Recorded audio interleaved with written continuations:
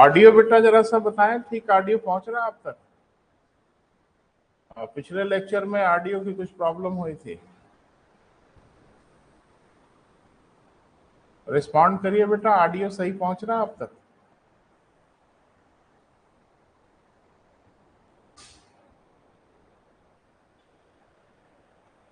Surya Pratap, audio बेटा ठीक है? ओके, ठीक है, शुरू करते हैं बेटा। अब इलेक्ट्रॉनिक चीजें हैं बेटा दिक्कत तो कर ही देती हैं कभी ना कभी। ठीक है, शुरुआत करते हैं बेटा। कहाँ चर्चा हुई थी देखें? चर्चा कहाँ हुई थी बेटा? हम लोग बात कर रहे थे ट्राइसेलुलर थ्योरी पे, त्रिकोश की सिद्धांत। तो एक चर्चा हो गई थी बेटा एक कोश की सिद्धांत पे, बोले किसने दिया था? नहीं, हेडली ने दिया था, जॉर्ज हेडली ने दिया था। और ट्राइसेलुलर थ्योरी किसने दिया था? विलियम फेरल ने दिया था। तो लिख लिया है कुछ उस पे? मैंने चर्चा, मैंने उसके बारे में लिखा है कि नहीं लिखा, ये बताया। ये फेरल ने बताया कि ट्राइसेलुलर थ्योरी है। वो क्या बताया बेटा, वो सारा समझना है। और तीन कोशिका का डायग्राम भी संभवतः हम लोगों ने बना लिया था, है ना? आज की डेट में पवन के संचार का जो कॉन्सेप्ट है वो ट्राइसेलुलर थ्योरी ही है, और मुझे लगता है कि वो सही भी है। क्योंकि आज की डेट में जो पवन का संचार हम लोग पढ़ते हैं हायर एजुकेशन से लेके किसी एजुकेशन में, वो फेरल के ट्राइसेलुलर थ्योरी के रूप में ही है।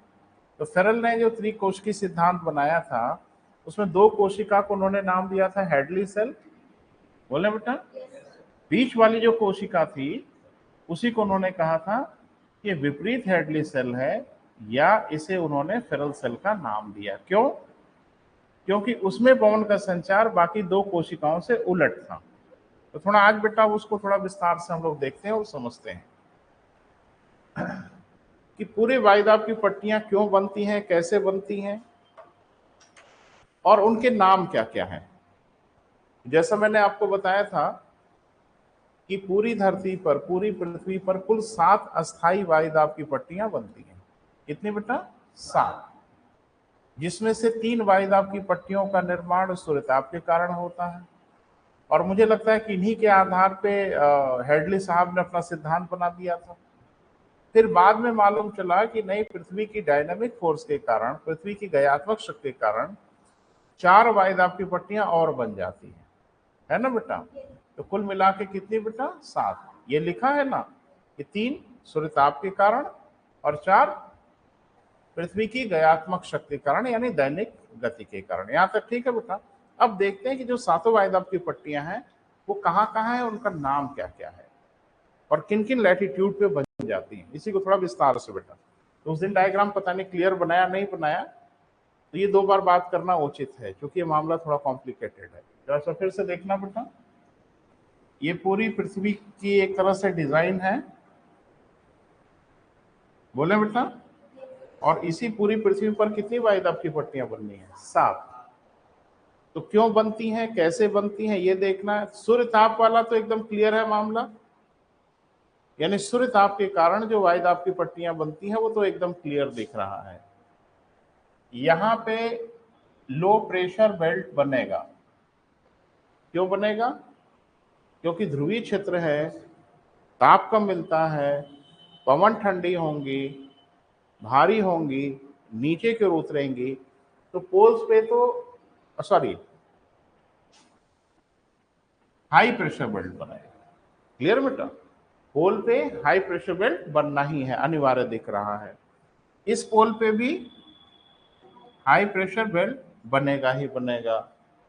ठीक बीच में, हाँ डेफिनेटली यहां लो प्रेशर बेल्ट बनेगा। क्लियर है बेटा?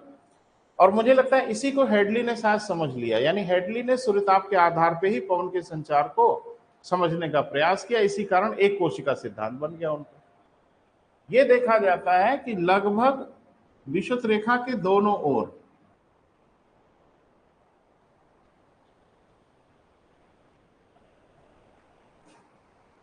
10 डिग्री नॉर्थ, 10 डिग्री साउथ। अरे भाई एकदम विशुद्ध रेखा ही कैसे होगी बेटा, सूर्य की किरणें थोड़ा इधर उधर भी तो असर छोड़ेंगे ना। तो ये पूरा जो इलाका हम लोगों का बन जाता है, ये बन जाता है लो प्रेशर बेल्ट। बनेगा कि नहीं बनेगा, बोलो बेटा। जब गर्मी अधिक होगी, हवाएं गर्म होंगी, हवाएं गर्म होकर ऊपर की ओर उठेंगी, तो इस इलाके में क्या बनेगा, लो प्रेशर बेल्ट। क्लियर है। ये हवा ऊपर उठेगी, ध्रुवों की ओर जाने की कोशिश करेगी ऊपर से, लेकिन ध्रुवों की ओर जाने के क्रम में कोरियोलिस बल और फेरल के नियम के कारण ये अपने मार्ग से दाहिनी ओर और ये अपने मार्ग से बाईं ओर घूम जाएगी। तो होगा क्या, वो थोड़ा देखें। लगभग 23.5 डिग्री नॉर्थ से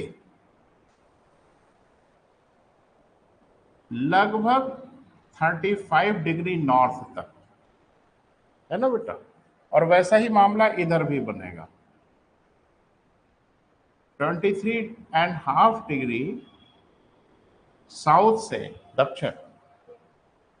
अरे भाई इसके इधर जो भी होंगे अक्षांश उनके साथ नॉर्थ यूज करते हैं, इसके इधर जो भी अक्षांश होते हैं उनके साथ साउथ यूज करते हैं। कहां तक बेटा, 35 डिग्री साउथ।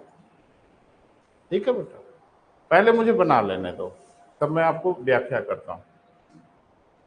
फिर यहां हो जाएगा आपका 45 डिग्री साउथ से 66.5 डिग्री साउथ। इधर आइए, 45 डिग्री नॉर्थ से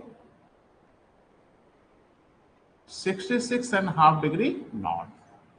तो कैट वाइज आपकी पट्टियां दिख रही हैं बेटा, गिनो। अरे यहां तो एक है ही है, और यहां भी एक है। एक हो गया, 2 3 4 5 6 7। क्लियर है। तो डायग्राम में पहले इनका नाम लिख लीजिए, फिर हम बताते हैं कि बन कैसे जाती है ना बेटा। ये हाई प्रेशर है, ये क्या है बेटा, लो प्रेशर बेल्ट। और ये क्या है, हाई प्रेशर बेल्ट। ये क्या है, हाई प्रेशर बेल्ट। ये क्या है, लो प्रेशर बेल्ट। एक बात ध्यान रखिएगा, 7 अस्थाई वायुदाब की पट्टियों में कोई 2 हाई एक साथ नहीं होगा और कोई 2 लो एक साथ नहीं होगा। ये हमेशा अल्टरनेट होंगे। देख लो,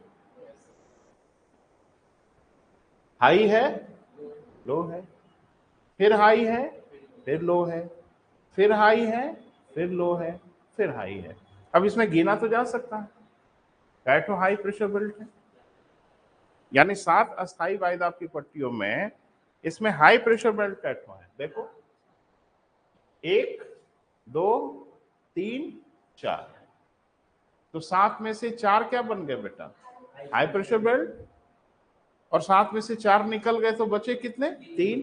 3 बन गए लो प्रेशर बेल्ट। ये भी लिख लो पहले।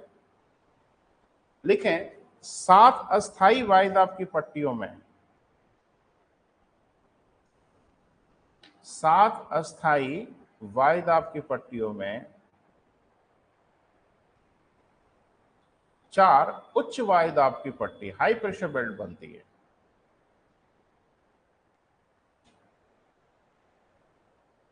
4 क्या बनती है बेटा, हाई प्रेशर बेल्ट, यानी उच्च वायुदाब की पट्टी बनती है। और 3, बोलिए बेटा, हाँ, निम्न वायुदाब की पट्टी बनती है। क्लियर हुआ बेटा।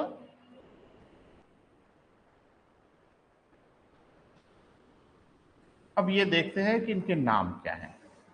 हर वायुदाब की पट्टी का अपना नाम है, तो पहले नाम का परिचय हो जाए, फिर हम आपको सब समझा लेंगे कि क्यों होती है, काहे बनती है। थोड़ी सी चर्चा मैंने पिछले लेक्चर में किया था, तो आइडिया थोड़ा थोड़ा लग रहा होगा, लेकिन अभी हम फिर क्लियर करेंगे। इसको हम लोग कहते हैं इक्वेटोरियल लो प्रेशर बेल्ट। नाम बेटा जरा सा दिमाग में रखना पड़ेगा। इसको हम लोग क्या कहते हैं, इक्वेटोरियल लो प्रेशर बेल्ट, विषुवतीय निम्न वायुदाब की पट्टी। क्लियर है?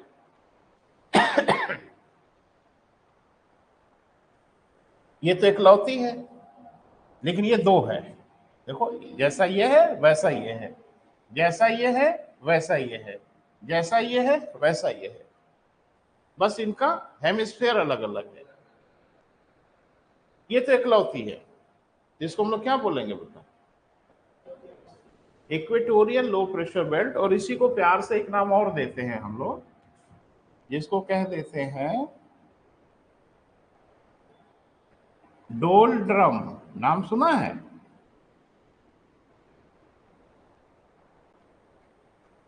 इक्वेटोरियल लो प्रेशर बेल्ट का एक नाम और है बेटा, डोलड्रम भी कहते हैं इसे। क्लियर है?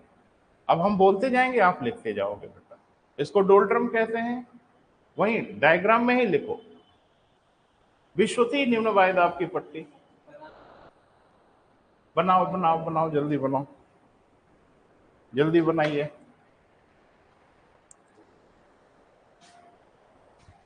जो छोटा बनाए होंगे वो झंझट में फंस गए होंगे, थोड़ा बड़ा बनाना था, है ना? चलिए,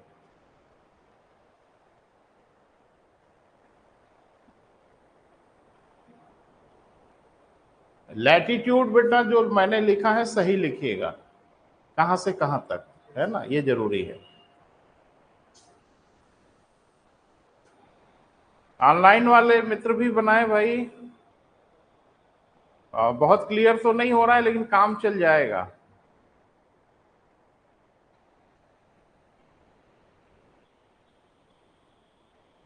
एक कमेंट आ रहा है कि गोला ठीक नहीं बना है। हाँ बिल्कुल, मैं आपसे सहमत हूं भाई, काम चालू है, गोला ठीक नहीं बना, हाथ से ही बनाया जैसा बना हो। ये 0 डिग्री है बेटा, इसके इधर 10 डिग्री, फिर 10 डिग्री। ऑनलाइन के जो हमारे फ्रेंड हैं, यहाँ 23.5 to 35 डिग्री लाइन खींच लें, और यहाँ 45 डिग्री to 66.5 डिग्री, और ऊपर आप देख ही रहे हैं कि वो 90 डिग्री है ना बेटा?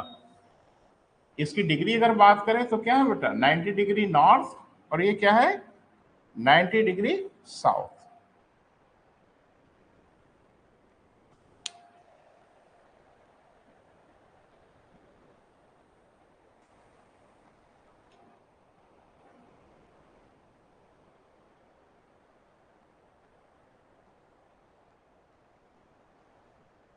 कहीं कुछ समझने में बेटा दिक्कत हो रही हो, जो मित्र हमारे ऑनलाइन है तो बात करें, मैं कोशिश करूंगा।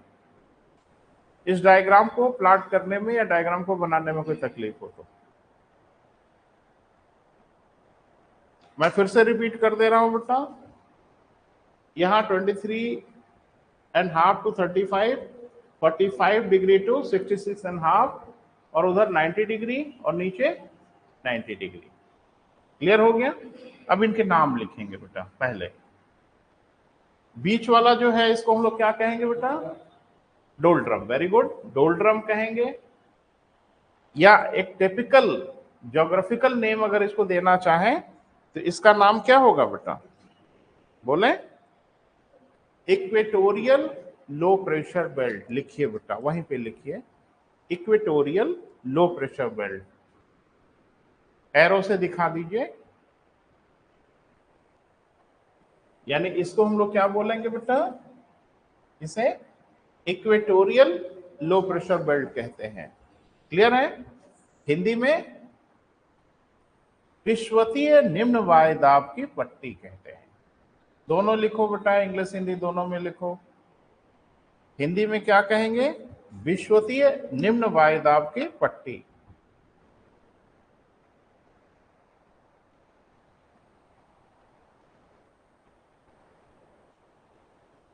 क्लियर है बेटा? एक का परिचय हो गया। इसको क्या कहेंगे?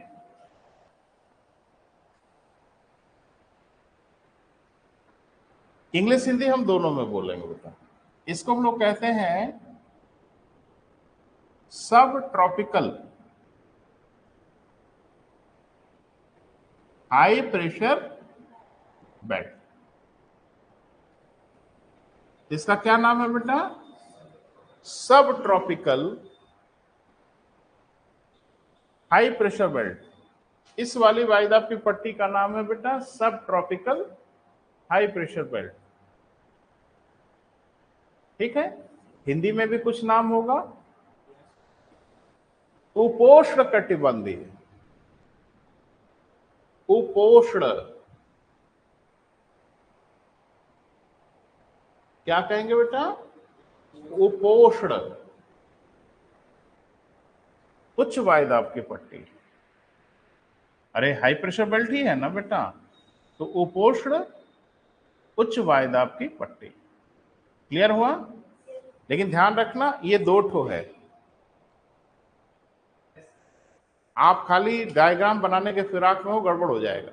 ये दो है बेटा, ये नॉर्दर्न हेमिस्फीयर में भी है और ये साउदर्न हेमिस्फीयर, इसका भी वही नाम है सब ट्रॉपिकल हाई प्रेशर बेल्ट। बस अलग बात है कि उत्तरी गोलार्ध में है और ये दक्षिणी गोलार्ध। क्लियर है? इसका मतलब कि उपोष्ण कटिबंधीय उच्च वायुदाब की पट्टी एक नहीं दो बनती है, एक उत्तरी गोलार्ध में और एक दक्षिणी गोलार्ध में। क्लियर हुआ बेटा? आगे बढ़ा जाए, इसको क्या नाम देंगे? सब पोलर, सब polar low pressure belt.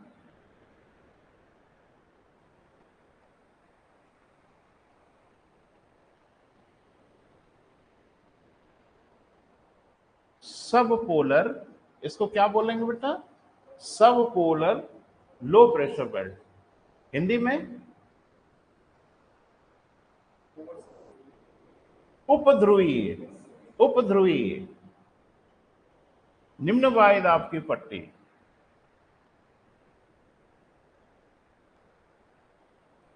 Cat हो दो, एक नॉर्दर्न हेमिस्फीयर में एक साउदर्न हेमिस्फीयर में। और फिर ध्रुवीय उच्च वायुदाब की पट्टी लिखें अगला, इसको इसको क्या बोलेंगे हम लोग बेटा? ध्रुवीय polar high pressure belt, polar high pressure belt यानी ध्रुवीय उच्च वायुदाब की पट्टी। कितने? दो, एक उत्तरी गोलार्ध एक दक्षिणी गोलार्ध। तो बड़ा कॉम्प्लिकेटेड हो गया फिगर, मतलब काम चल रहा है ना? चलिए घबराइए नहीं, मैं एकदम क्लियर करके ही जाऊंगा यहां से, आप निश्चिंत रहिए। क्योंकि अभी आप भूगोल के सबसे कठिन तो नहीं लेकिन सबसे कठिन वाले इलाके को पढ़ रहे हैं। ठीक है बेटा? और हम लोग पढ़ लेंगे। तो थोड़ा सा एक हेडिंग बना लें फिर से, वायुदाब की पट्टियां, थोड़ा नाम लिखा देते हैं बेटा, अक्षांश भी लिखा देते हैं अलग से, ताकि डायग्राम के अलावा भी आपको देख के क्लियर हो। वायुदाब की पट्टियां,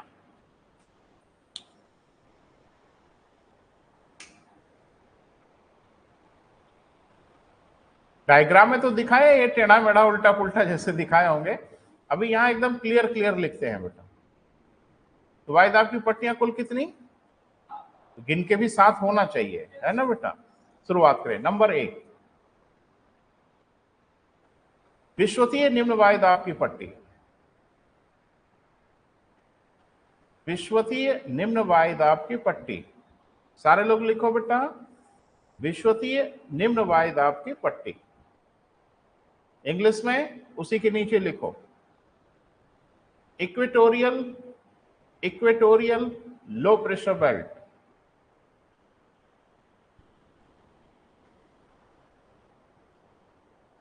है ना बेटा?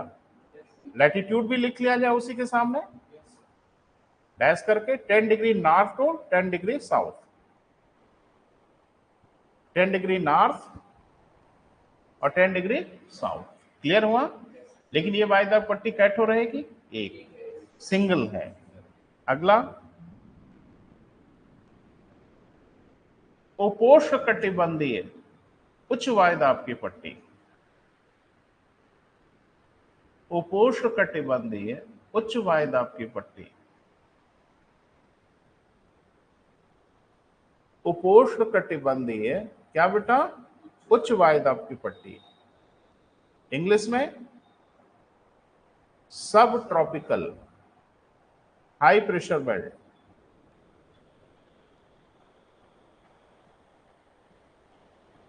अच्छा, इसमें गड़बड़ क्यों पढ़ा रहे हैं बेटा, क्यों लिखा रहे हैं ये सब? मेरा भी मन नहीं हो रहा कि इतना कठिन कठिन नाम बोला जाए। एक्चुअल में वो परीक्षा में पूछेगा सब ट्रॉपिकल हाई प्रेशर बेल्ट की ओर से इक्वेटोरियल लो प्रेशर बेल्ट की ओर चलने वाले कौन को किस नाम से जानते हैं? कैसे लड़ेंगे हम ऐसे प्रश्नों से? तो जानते रहोगे तो लड़ेंगे। वो अगर ये पूछते हैं कि सब ट्रॉपिकल हाई प्रेशर बेल्ट से इक्वेटोरियल लो प्रेशर बेल्ट की ओर चलने वाले कौन किस नाम से जाने जाते हैं, ये सब नाम आप नहीं जानोगे तो समझ ही नहीं पाओगे कहां से कहां चल रही है। इसीलिए सब लिखा रहे हैं बेटा। तो इसका जरा सा लैटिट्यूड लिखो बेटा, 23.5 टू 35 डिग्री। नॉर्थ साउथ कुछ मत लिखना। 23.5 डिग्री टू 35 डिग्री, है ना? हाँ, नीचे उसी के नीचे जरूर लिख लो दोनों ही गोलार्धों में, बोथ हेमिस्फीयर। तो दोनों गोलार्धों में अगर है तो दो ठो हो गई। बोल नहीं रहे? जब उत्तरी गोलार्ध वाले की बात करनी होगी तो इसी साथ नॉर्थ नॉर्थ लिख लेंगे, और दक्षिणी गोलार्ध वाले की बात करनी होगी तो साउथ साउथ लिख लेंगे। दोनों का काम मैनेज हो जाएगा। आगे बेटा, थर्ड सब पोलर, पहले हिंदी में बोलने दो। उपध्रुवीय निम्न वायुदाब की पट्टी। उपध्रुवीय निम्न वायुदाब की पट्टी। इंग्लिश लिखो सब पोलर लो प्रेशर बेल्ट। तो लो प्रेशर बेल्ट को 60 में लिख लिया करो, क्या जरूरत है पूरा लिखने की। लैटिट्यूड बेटा 45 टू 66 डिग्री। 45 से कितना बेटा? 66.5 डिग्री, है ना? नॉर्थ साउथ क्यों नहीं लिख रहे हैं? दोनों गोलार्धों में। अब जिस गोलार्ध का नाम लेना होगा उसके साथ नॉर्थ या साउथ जोड़ लीजिएगा। समझ पा रहे हैं बेटा? एकदम क्रिस्टल क्लियर करो बेटा, शीशे जैसा साफ करो, क्योंकि अभी बस आंधी वांधी चलने वाली है। अभी जिसको पढ़ लोगे मैं पवन चला दूंगा।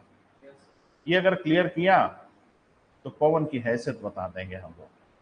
यहां तक हो गया बेटा? आगे लिखो ध्रुवीय उच्च वायुदाब की पट्टी।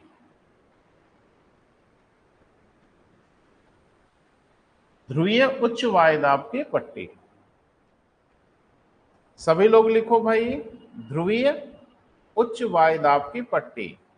इंग्लिश में polar high pressure belt. Degree बेटा 90 डिग्री। नॉर्थ साउथ क्यों नहीं लिखेंगे? दोनों में। अगर 90 डिग्री नॉर्थ लिखे तो आप उत्तरी गोलार्ध की बात कर रहे हैं, अगर 90 डिग्री साउथ लिखा आपने तो आप दक्षिणी गोलार्ध की बात कर रहे हैं। जरा जोड़ो, साथ तो हुआ ना? जोड़ लो। हाँ, कहे नहीं? अरे नीचे के जो हैं वो दो दो ठो है, तीन ठो दो दो हैं, तो 6 हो गया। और एक इकलौता है जिसको कहते हैं equatorial low pressure belt. Clear है बेटा? अब थोड़ा देखिए बन कैसे जाते हैं, ये बनते कैसे हैं। कल थोड़ी सी बात हमने किया था, आज इसको क्लियर करते हैं। मैंने कहा कि यहां तो गर्मी है ना, है या ना? यहां ठंडक है ना, इसमें तो कोई डाउट नहीं है। ये तो सूर्य ताप वाला फैक्टर है। बोले अगर आपसे कोई पूछे कि सूर्य ताप के कारण कितनी वायुदाब की पट्टियां बनती हैं तो नहीं बता देंगे। इक्वेटोरियल लो प्रेशर बेल्ट बनता है और पोलर हाई प्रेशर बेल्ट बनता है। 3 किसके कारण? लिखाया भी तो है कि 3 वायुदाब की पट्टियां सूर्यताप के कारण बनती हैं और 4 वायुदाब की पट्टियां पृथ्वी की गयात्मक शक्ति के कारण बनती। कौन सी 4? ये दोनों और ये दोनों। इन दोनों का क्या नाम है आपने लिखा है। तो मुझे नहीं लगता कोई बहुत बड़ी परेशानी है। बन कैसे जाती हैं वो आपको समझना है। यहां की हवा जब गर्म होगी तो ऊपर की ओर उठेगी,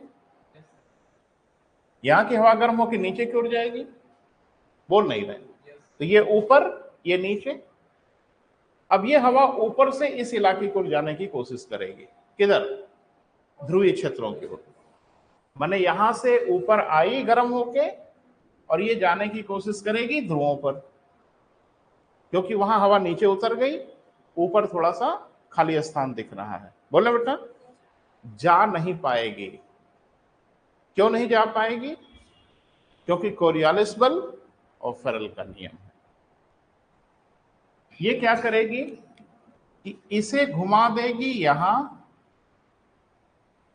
और इसे घुमा देगी यहां, क्योंकि उत्तरी गोलार्ध में दाहिनी ओर और दक्षिणी गोलार्ध में बाईं ओर दिख रहा है। अब ये पवन को जाना कहां था?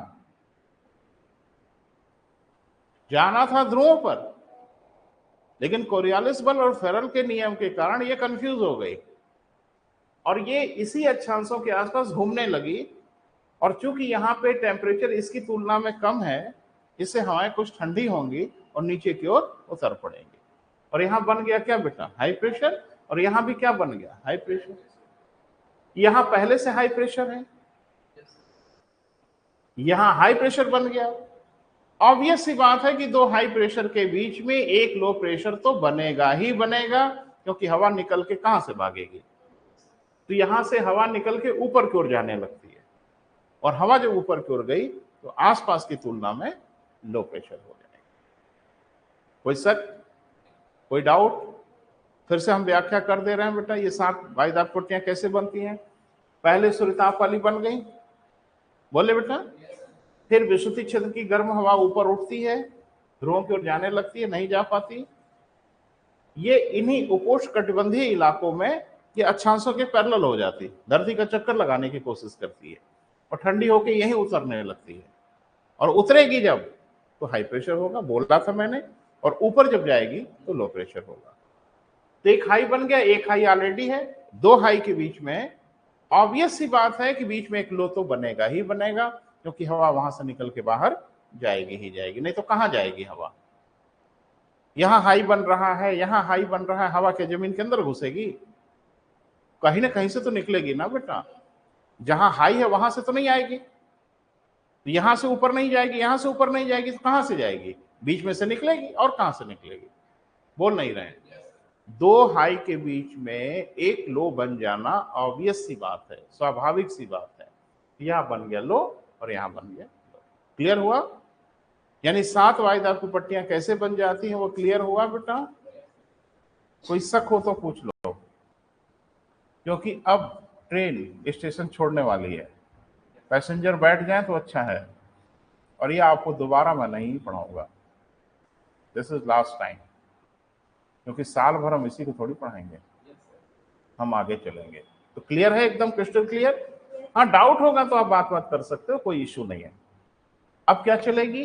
अब चलेगी पवन। बोल नहीं रहे। पवन किधर से किधर चलती है? जिधर से मन करे उधर से चल देती है। नहीं, मनमाना है। आपने पढ़ा है, मुझे लगता है कल परसों के लेक्चर में पढ़ा है, कि पवन सदैव हाई प्रेशर से लो प्रेशर की ओर चलते हैं, हाँ या ना? तो कहां कहां हाई है दिख रहा है, कहां कहां लो है दिख रहा है। उस हाई से लो की ओर पवन चलेंगे।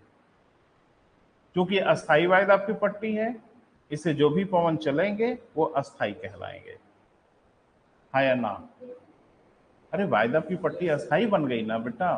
इस अस्थाई वायुदाब की पट्टी का अनुसरण करके जो पवन चलेंगे वो क्या कहलाएंगे? अस्थाई ही तो कहलाएंगे। तो चला दिया जाए, तैयार हैं?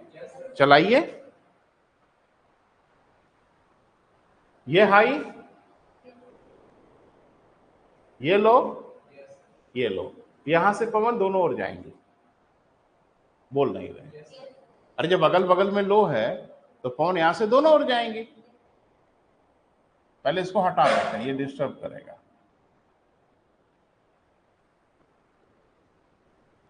अभी डाउट है तो बात कर लो बेटा, नहीं पवन अब चलाने जा रहे हैं, है ना? तो इधर से चलेंगे किधर? लो की ओर, आया ना? Like this. बोल नहीं रहे हो? ऐसे ही चलेंगे ना? हैं? No, no, no. कोरियोलिस कहाँ गए? फेरल कहाँ गए? भूल रहे हैं आप। अब सारा ज्ञान कट पेस्ट होगा तभी तो मजा आएगा ना। बोल नहीं रहे बेटा। तो इसका मतलब है कि जाना तो इसको ऐसे था, लेकिन वो ऐसे जा नहीं पाएगी। अपने मार्ग से किधर मुड़ेगी ये? बोलो, कौन सा गोलार्ध है? अरे ये कौन सा गोलार्ध है? नॉर्दर्न हेमिस्फीयर है, उत्तरी गोलार्ध है ना। आपने पढ़ा है उत्तरी गोलार्ध अपने रास्ते से दाहिने ओर मुड़ेगी। और मैंने ये भी बताया था पूरे भूगोल में एक अपवाद नहीं है, सिंगल एक्सेप्शन नहीं है। अगर चलना होगा तो घूमना ही होगा। किसी की हैसियत नहीं है कि कोरियोलिस बल और फेरल के नियम का उल्लंघन कर दे। तो भैया जी इनको जाना था ऐसे, लेकिन ये चली जाएंगी ऐसे। बोल नहीं रहे हो? समझ आ रहा है? और वही हाल इधर होगा, इस इलाके में। जाना था ऐसे, जाएंगे ऐसे। रिस्पॉन्ड करते रहिए बेटा। क्लियर हुआ? अब जाइए इस इलाके में चलते हैं।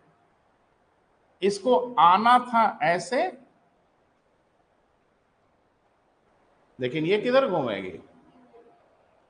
काहे सकते में पड़ जाते हो यार? जब मैं पूछता हूं किधर घूमेगी, पहले ही क्लियर कर दिया था, उत्तरी गोलार्ध में दाहिनी ओर। और मैंने ये भी कहा था कि चाहे जिधर से जिधर चले, घूमना तो होगा दाहिने ही। इसका दाहिना तो मुझे लगता है आप सबको पता है। ऐसे ना चल के ये घूमेंगी ऐसे। हाँ या ना?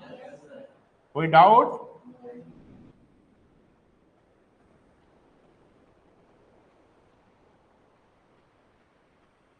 हो गया? सॉरी सॉरी, एरो हेड उल्टा हो गया। अब ठीक है बेटा? हाँ। तो जबरदस्ती असर मत बोलो, कहीं गड़बड़ दिखे तो बोल दिया करो कि हाँ गड़बड़ है। अब ठीक है? अभी एक इलाका बच गया है बेटा जहां पवन चलाने हैं, ध्रुवीय क्षेत्रों में। इनको आना था ऐसे, लेकिन ये ऐसे नहीं चलेंगे। किधर घूमेंगे? दाहिनी ओर, लाइक दिस। बोल नहीं रहे हैं? और वही हाल होगा इनका। अब नोटिस करिए, एक गोलार्ध में, दोनों गोलार्ध में नहीं, एक गोलार्ध में कै पवन दिखी? 3 पवन दिखी। दूसरी गोलार्ध में उसी 3 की फोटोकॉपी है, तो 6 नहीं मिल जाएंगे, 3 ही पवन कहलाएंगे। उत्तरी गोलार्ध में भी वही 3 दिखेंगी और दक्षिणी गोलार्ध में भी वही 3 दिखेंगी। तो ध्यान से सुनिए, इस पूरी धरती पर 3 प्रकार के ही अस्थाई पवन चलते हैं। कितने प्रकार के बेटा? 3। क्यों? क्योंकि 3 दिख रहा है। जो 3 ऊपर हैं वही 3 नीचे हैं। अब इन तीनों का नाम सुनेंगे? तैयार हैं? रेडी हैं? सुन लीजिए। इसको कहते हैं पूर्वा पवन। क्या कहते हैं? पूर्वा पवन। इंग्लिश में कहते हैं क्या? ईस्टर्ली। इन्हीं को कहते हैं वाणिज्य पवन, इन्हीं को कहते हैं व्यापारिक पवन। इंग्लिश में इसको कहते हैं ट्रेड विंड। सब इसी का नाम। अगर ये पूर्वा तो ये पश्चिमा, ये व्यापारिक तो विरुद्ध व्यापारिक, ये ट्रेड, ये एंटी ट्रेड, क्योंकि ठीक इसके उलट है।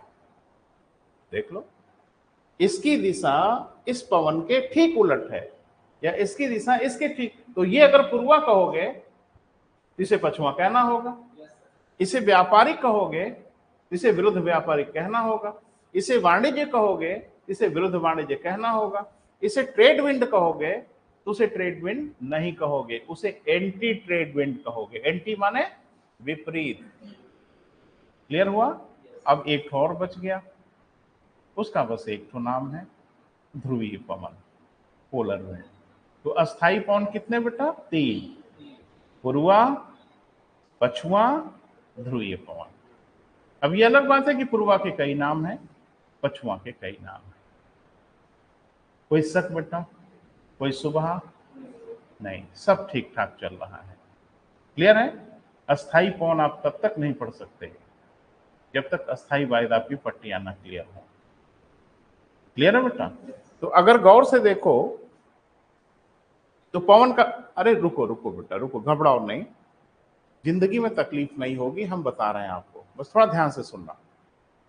अगर हम इसको विषुवत रेखा मान लें बिना धरती के, तो एक पवन ऐसे, एक पवन ऐसे और एक पवन ऐसे, यही ना दिशा है? मिलाओ।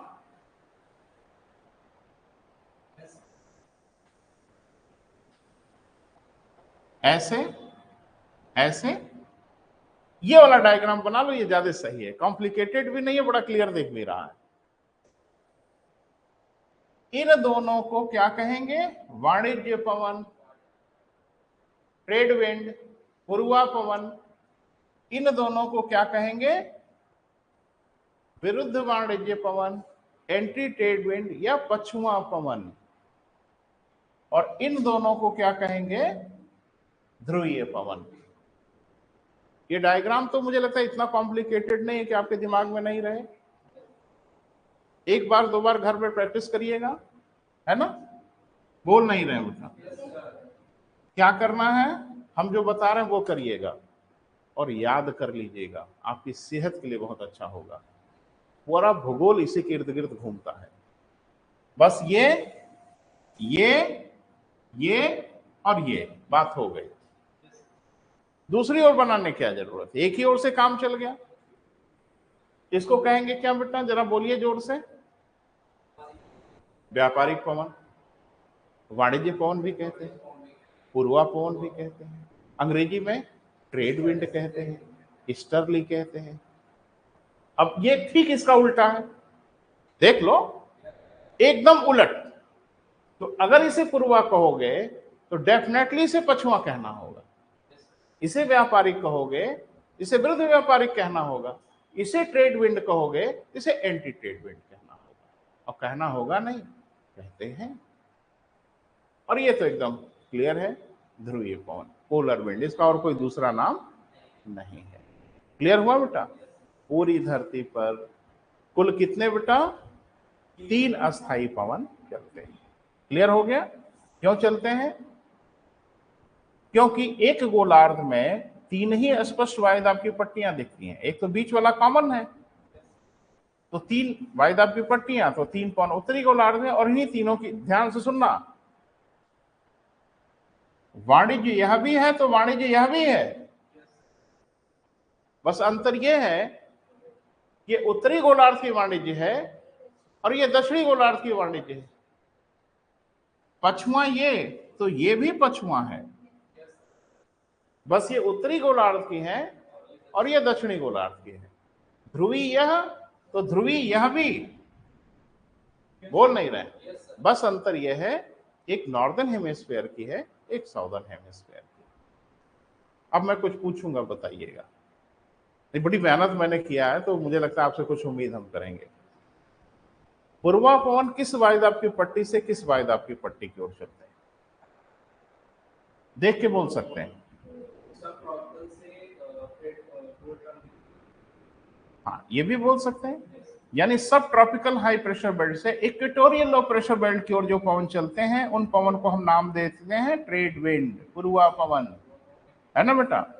सब ट्रॉपिकल हाई प्रेशर बेल्ट से सब पोलर लो प्रेशर बेल्ट की ओर चलने वाले पवन पछुआ पवन कहलाते हैं।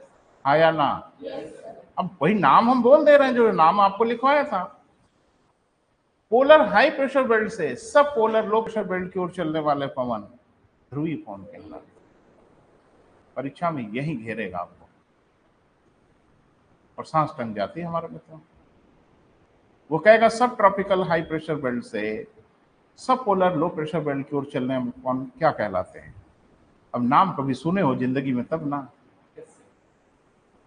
हाँ, पूरी लाइफ में कभी नाम ही नहीं सुना और जैसे परीक्षा में ये सब नाम देखते हैं ना बच्चे, बुरी तरह से घबरा जाते हैं कि अरे बाप रे, ये सब ट्रॉपिकल हाई प्रेशर बेल्ट क्या होता है, ये पहाड़ होता है, ये पहाड़ है। और नहीं अगर बताओ तो फिर गलत बात है ना। फिर नौकरी वोकरी पाने का हक नहीं है आपका, थोड़ा मेहनत तो करनी पड़ेगी। अब चले हेडिंग बना लें, आगे बढ़ते हैं। ये वाला डायग्राम बेटा दिमाग में रखना, जैसे ये भी तो दिमाग में रहना ही चाहिए, ये वाला जरूर दिमाग में रखना क्योंकि है बहुत सिंपल। अच्छा एक चीज बताओ, ये तो हेडली वाला कमाल दिख रहा है। अरे ये तो हेडली ने यही कल्पना किया था कि ध्रुवीय क्षेत्रों से विषुवतीय रेखा की ओर जो पवन चलते हैं, तो हेडली तो सही चल ही रहे थे, बीच में यही ना गड़बड़ा दिया सब कुछ। और ये नालायक अगर इधर से रहा होता तो मुझे हेडली एकदम परफेक्ट थे, लेकिन बीच में ये गड़बड़ हो गई। और ये गड़बड़ किया है धरती ने। धरती ने कहा भाड़ में जाओ, कुछ हमारे हिसाब से भी चलेगा, सब आप ही के हिसाब से थोड़ी चलेगा। तो धरती का एक मेरे हिसाब से चलेगा, तो कहा कि ये उल्टा चलेगा। और ये उल्टा ना बेटा पूरे भूगोल में उल्टा पुल्टा करके रख देता है। आगे आप पढ़ेंगे क्लाइमेट और सारी चीजें जब पढ़ेंगे तो आपको समझ में आएगा। हमारे यहाँ पछुआ पवन जो चलता है, हमारे यहाँ भी चलता है। अरे भैया अंतरिक्ष से नहीं ना आए हो, यहीं से ना हो। तो हमारे यहाँ पछुआ पवन चलता है ना, पछुआ को गर्म मानते हैं कि ठंडा मानते हैं, सोच के बताइए। हाँ, पछुआ पवन गर्म होती है। आज की डेट में अगर पछुआ चलने लगे ना तो इसको लू कहते हैं हम, उसी को लू कहते हैं, उसी को हीट वेव कहते हैं। पछुआ गर्म पवन होती है और पूर्वा ठंडी होती है, मॉइस्ट होती है, नम होती है। इसीलिए आप देखते हैं पूर्वा अभी चल रही है, कितनी बेचैनी महसूस हो रही, क्योंकि इसमें आर्द्रता होती है, इसमें नमी होती है और ये हमें परेशान कर देती है। पछुआ चलेगी ना तो गर्म बहुत होगी, लेकिन छाए में आपको अच्छा लगेगा। धूप में आपको भले परेशानी होगी, लेकिन अगर छाए में आप रहते हैं तो आपको बेचैनी नहीं होगी। और पूर्वा जब चलती है ना तो बाहर अच्छा लगता है, अंदर बेचैनी होने लगती है, क्योंकि इसके साथ होती है आर्द्रता, इसके साथ होती है नमी। और ध्यान रखना, नमी हमें बहुत परेशान करती है। टेम्परेचर जितना परेशान नहीं करता, उससे ज्यादा हमें नमी परेशान करती है। आपकी सूचना के लिए बताऊं कि टेम्परेचर 35 डिग्री हो, आर्द्रता 80% हो, पागल हो जाएंगे आप गर्मी से। टेम्परेचर 45 डिग्री हो, आर्द्रता 40% हो, हम कंफर्टेबल रहेंगे छाए में, छाए में हमको अच्छा प्रतीत होगा। सबसे बड़ी तकलीफ है बेटा आर्द्रता, ह्यूमिडिटी। अभी आज की गर्मी कुछ बाकी गर्मी से अलग लग रही है, क्यों? टेम्परेचर बहुत ज्यादा थोड़ी है आज का, आर्द्रता बढ़ी हुई है, बारिश हुई है, ह्यूमिडिटी बढ़ी हुई है, और यह ह्यूमिडिटी हमें पागल कर देगी, कर ही रही है। इस समय एसी और कूलर में कंपटीशन हो रहा होगा। कूलर बेचारा पिछड़ गया है ना, अब कूलर कुछ नहीं कर पा रहा है, एसी दनाते हुए काम कर रहा है, क्योंकि कूलर खाली एक काम करता है, आर्द्रता बढ़ाता है, और एसी दोनों काम करता है। वो ह्यूमिडिटी को नियंत्रित भी करता है और टेम्परेचर भी रिड्यूस करता है। इसीलिए आप देखते हैं एसी से पानी निकलता है। और अब घर पे जाके देखिएगा, आज आपकी एसी से कुछ ज्यादा ही पानी निकलेगा, है ना, और ठीक ठाक पानी निकलता है।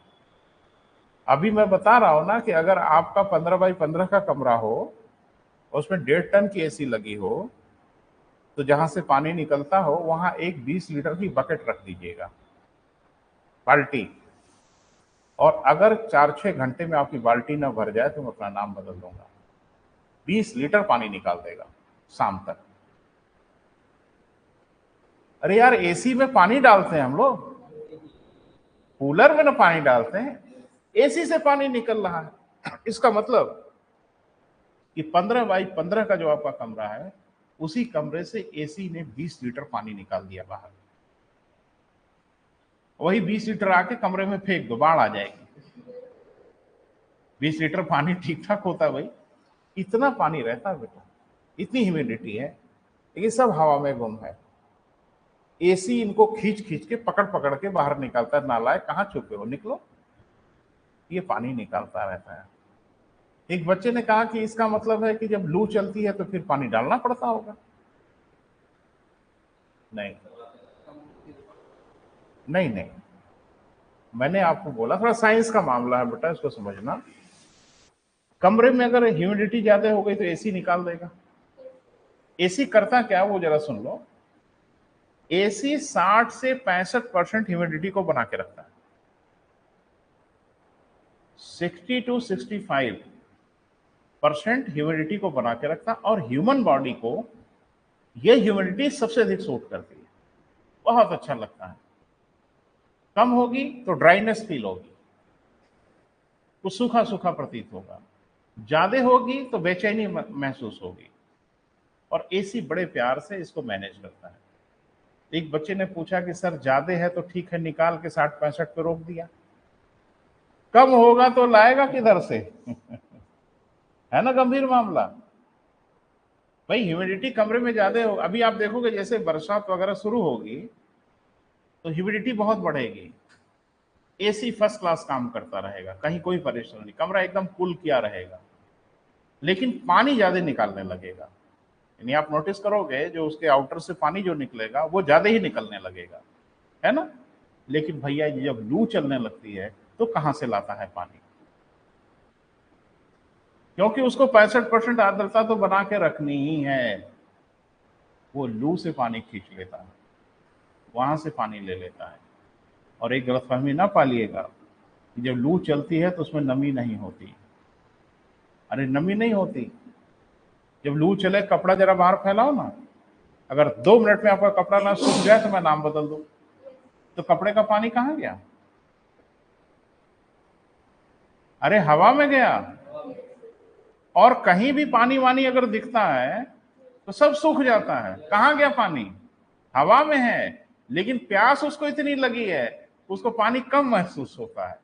और एसी उन्हीं को धर धर के उनके हलक से निकाल लेता है पानी। दो, पानी लेके घूम रहे हो, ड्रामा फैला रहे हो, तो पानी निकालता है और कमरे की ह्यूमिडिटी को मेंटेन करता है। कूलर बेचारा बस यही मात खा जाता है, बस वन वे ट्रैफिक वो जानता है। आर्द्रता ठूसो, आर्द्रता ठूसो आर्द्रता खुद ही बढ़ी हुई है, कूलर हुआ बेकार। 2 बाल्टी पानी डाल दिए, 2 बकेट, वो 3 दिन तक पानी बना रहेगा, खत्म ही नहीं होता। क्यों? क्योंकि हवा पानी लेने से मना कर देती है, मेरे पास ऑलरेडी पानी है, इसलिए कूलर काम नहीं करता। वर्षा काल में आप देखते हैं कूलर एकदम इफेक्टिव नहीं रह जाता, पंखे से बदतर हालत हो जाती। एसी तो एकदम दनदनाता रहता है, मौसम कुछ भी हो। क्लियर है बेटा? आर्द्रता बहुत बड़ा फैक्टर है बेटा, तो ध्यान रखना। जो पूर्वा पवन है उसमें आर्द्रता होती है, टेम्परेचर ज्यादा भले ना हो। पछुआ पवन बहुत गर्म होती है। और क्यों गर्म होती है जरा देखो, भूगोल के विद्यार्थी आप ही देख के बताओ गर्म क्यों नहीं होनी चाहिए। गर्म स्थानों से ठंडे स्थानों की ओर चल रही है, देख लो। अरे भैया जी ये क्या है, इसकी तुलना में तो लो लैटिट्यूड है ना, और जितने लो लैटिट्यूड पे आओगे वहां गर्मी बढ़ती जाएगी। तो यहां से यहां गर्मी कम है ना, बोल नहीं रहे हो। तो जाहिर सी बात है पछुआ गर्म इलाके से ठंडे इलाके की ओर चल रही है, और पछुआ गर्म इलाके से ठंडे इलाके की ओर अगर चल रही है तो गर्म तो प्रतीत होगी ही होगी, बोल नहीं रहे। और ये क्या हो रहा है, ये ठंडे इलाके से गर्म इलाके की ओर चल रही है, तो जाहिर सी बात है कि पूर्वा को हम लोग ठंडा ही मानते हैं, और इसमें मॉइस्चर भी होता है। एक चीज बताओ, हम लोग गांव देहात के लोग हैं बेटा, इंग्लैंड से आए हुए लोग नहीं है। अब आप में से कोई हो तो अलग बात है। तो गांव में हम लोग क्या, गेहूं की मड़ाई होती है, कभी नोटिस किया? जब पछुआ पवन चलता है तो बहुत अच्छे से मड़ाई होती है, समय कम लगता है और जल्दी जल्दी सब हो जाता है। और पूर्वा चलने लगता है तो टूटता ही नहीं है, वो उसी में लपटाने लगता है, किसान परेशान हो जाते हैं। क्यों? वजह वही है कि पूर्वा में मॉइस्चर होगा, वो जब चलेगी तो सारे डंठल को थोड़ा नम कर देगी, वो कटेंगे ही नहीं। और जब पछुआ चलती तो एकदम सूख जाते हैं, और मशीन में डालते एकदम दनदनाता हुआ सब कुछ हो जाता है। तो जो पछुआ है बेटा, उसका नेचर ही गर्म होता है और पूर्वा का नेचर ठंडा होता है। थोड़ा लिख लो बेटा, लिखें। अस्थाई पवन, फिर से हेडिंग बना लो बेटा, अस्थाई पवन कितने प्रकार के बेटा? 3 प्रकार के होते हैं। अब तय हो गया? बीच में थोड़ी गैपिंग हुई है तो फिर से मैं आपको वहां जोड़ता हूं। पवन कितने प्रकार के? 3 प्रकार के, अस्थाई, अस्थाई और स्थानीय। ये 3 नाम लिखा था ना, अस्थाई पवन, अस्थाई पवन और स्थानीय पवन। ठीक है, इसमें से पहला जो प्रकार है कौन सा? अस्थाई पवन। सौभाग्य से अस्थाई पवन भी 3 ही प्रकार के होते हैं, जो अभी आपने देखा है ना बेटा। लिखें, अस्थाई पवन क्या लिखा बेटा? 3 प्रकार के होते हैं। नाम लिखिए तीनों का।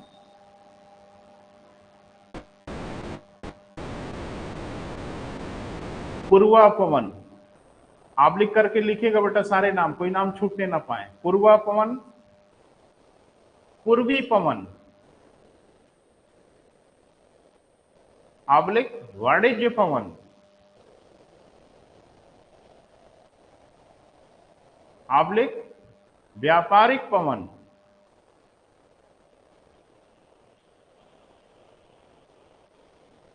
आबलिक क्या बेटा? व्यापारिक पवन। ये तो हिंदी वाले नाम हो गए इसके। ये सब नाम किसके हैं बेटा? पूर्वा पवन के नाम है। इंग्लिश वाला भी लिख लिया जाए एक दो। तो इनको कहते हैं ईस्टर्ली, ईस्ट से आती है ना, सो इसको कहते हैं ईस्टर्ली।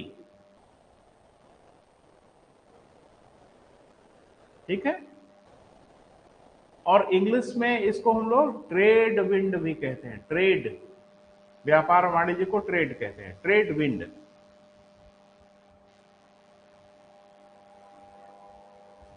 क्लियर हुआ बेटा? दूसरा, पछुआ पवन, आबलिक पश्चिमी पवन, आबलिक विरुद्ध व्यापारिक पवन,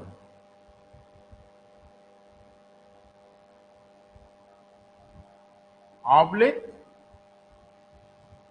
विरुद्ध वाणिज्य पवन,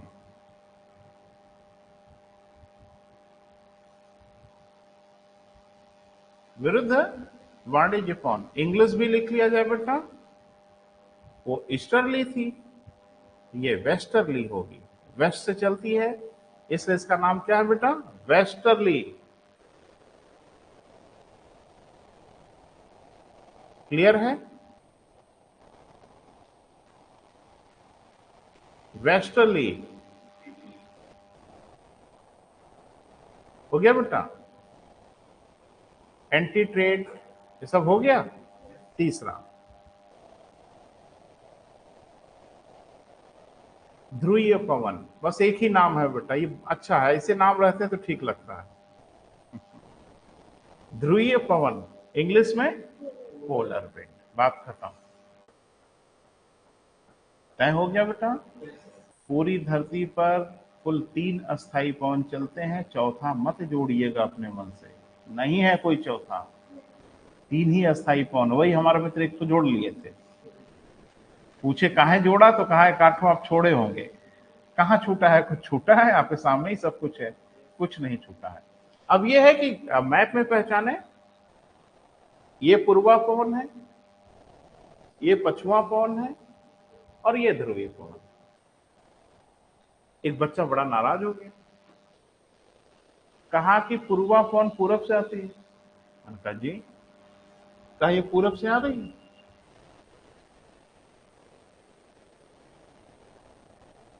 बोलो। अरे भाई, अगर बोला जाता है तो दिखना भी तो चाहिए ना।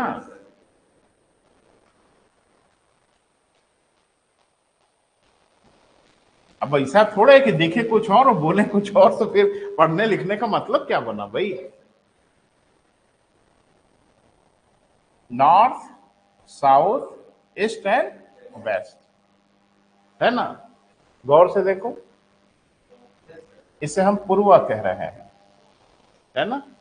पूर्वा कभी ठीक पूरब से नहीं आती, आप वाली भी, क्योंकि ये आती है कुछ ऐसा, बोल नहीं रहे हो, तो इसको क्या कहेंगे, उत्तर पूर्व से दक्षिण पश्चिम की ओर चलती है। क्लियर है। और जरा इसको देखो, नीचे वाली, दक्षिण पूर्व से उत्तर पश्चिम की ओर जाती है। दोनों में पूर्व कॉमन है ना। अरे यहां भी पूर्व लगा, यहां भी पूर्व लगा, इसलिए इसको पूर्वा कह देते हैं। और एकदम से नाप के पूरब से थोड़ा ही आती है, कैंपास वंपास लगा के सेट किया, पूरब थोड़ा इधर से आ रही है तो आएगी। क्लियर है। और एक बात कि हमने इसको थोड़ा कम डाइवर्ट किया है, ये थोड़ा ज्यादा टिल्ट हो जाती है, डायग्राम में हमने नहीं दिखाया, तो ये कुछ ज्यादा ही फ्लैट हो जाती है। अब पूरब हुआ ना, तो अगर पूर्वा कहा जाता है तो पूरब से ही आती है, और अगर पश्चिमा कहा जाता है तो पश्चिम से ही जाती है, गलत नहीं बोला जाता। और फिर तो दिमाग खराब हो जाएगा यार, पढ़े कुछ अलग दिखे और बोले व्यवहार में कुछ अलग दिखे, तो फिर तो दिमाग की दही बन जाएगी कि कौन सी पढ़ाई है भाई। पढ़ाने में कुछ अलग दिख रहा है, व्यवहार में कुछ अलग दिख रहा है, तो फिर तो मानेंगे ही नहीं ना हम। तो पढ़ना और व्यवहार एक होना होगा, और एक है बेटा, समझने में थोड़ी चूक हो रही, ध्यान रखना। वाणिज्य पवन उत्तरी गोलार्ध में जिस दिशा में चलती है, दक्षिणी गोलार्ध में उस दिशा से नहीं चलती। देख लो, उत्तरी गोलार्ध में उत्तर पूर्व से चलती है। अरे भाई अंग्रेजी लिख दी, इससे तकलीफ हो रही है क्या।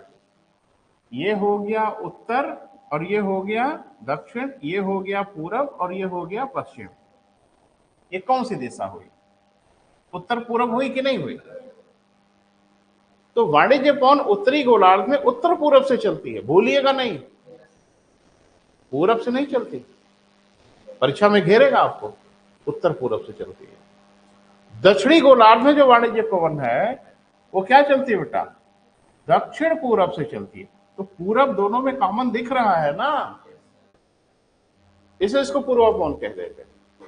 लेकिन ध्यान रखना, जिस दिशा में उत्तरी गोलार्ध से चलती है उस दिशा में दक्षिणी गोलार्ध से नहीं चलती।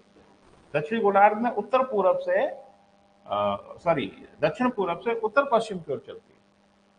बोल नहीं रहे, यही पूछ लेगा, उत्तरी गोलार्ध उनकी दिशा क्या, दक्षिणी गोलार्ध उनकी दिशा क्या। किसी की दिशा पूछे बता देंगे,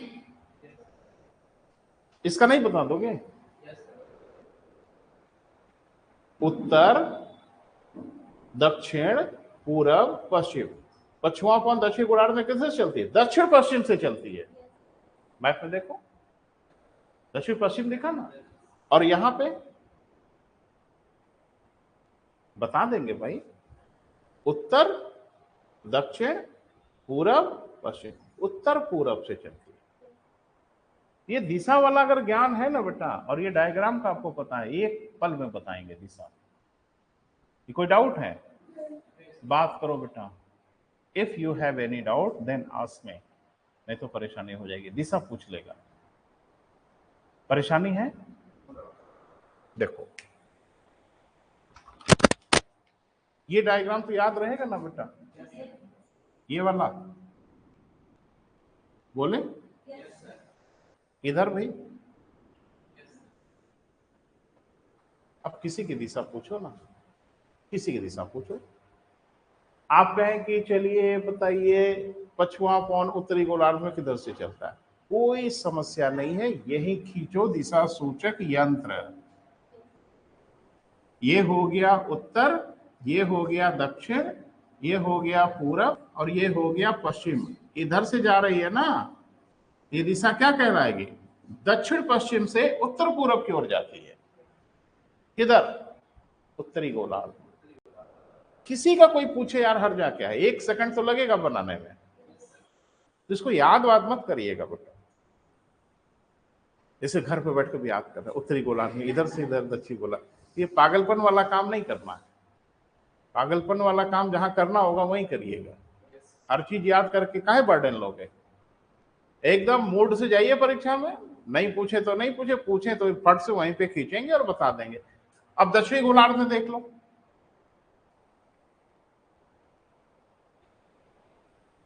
ये क्या हो गया बेटा, उत्तर, और ये क्या हो गया दक्षिण, ये क्या हो गया पूरब, और ये क्या हो गया पश्चिम। आप खुद ही बताइए किधर से चलती, उत्तर पश्चिम से दक्षिण पूरब की ओर चलती है दक्षिणी गोलार्ध में पश्चिमा पवन। दिख रहा है आपसे ना, इसको याद करें हम लोग, अब यही काम बचा है।